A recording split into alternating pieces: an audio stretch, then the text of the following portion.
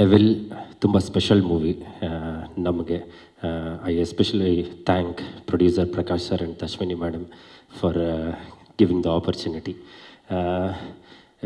ಯಾತಕ್ಕೆ ಈ ಸಿನಿಮಾ ತುಂಬ ಸ್ಪೆಷಲ್ ಅಂತ ಹೇಳ್ತೀನಿ ಅಂತಂದರೆ, ದರ್ಶನ್ ಸರ್ ಅಂದರೆ ನನಗೆ ಬೇಸಿಕಲಿ ತುಂಬ ಇಷ್ಟ.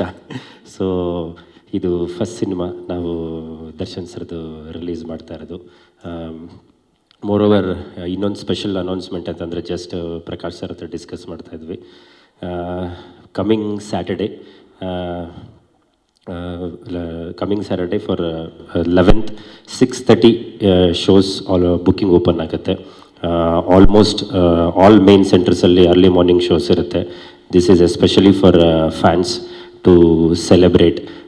ಯಾಕೆ ಅಂತಂದರೆ ಅವರು ಆಲ್ರೆಡಿ ರಿಕ್ವೆಸ್ಟ್ ಬರ್ತಾ ಇದೆ, ನಮಗೆ 12 o'clock ಶೋ ಬೇಕು 4 o'clock ಶೋ ಬೇಕು ಅಂತ.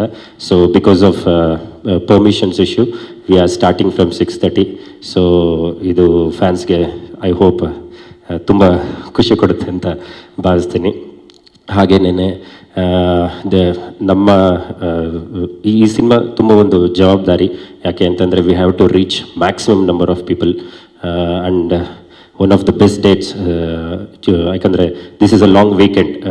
ಫ್ರೈಡೇ 12th ರಿಲೀಸ್ ಇತ್ತು. ಬಿಫೋರ್ ಸರ್ರು ನಾವೆಲ್ಲ ಡಿಸ್ಕಸ್ ಮಾಡಿ 1 day ಅರ್ಲಿ ರಿಲೀಸ್ ಮಾಡ್ತಾ ಇದ್ದೀವಿ.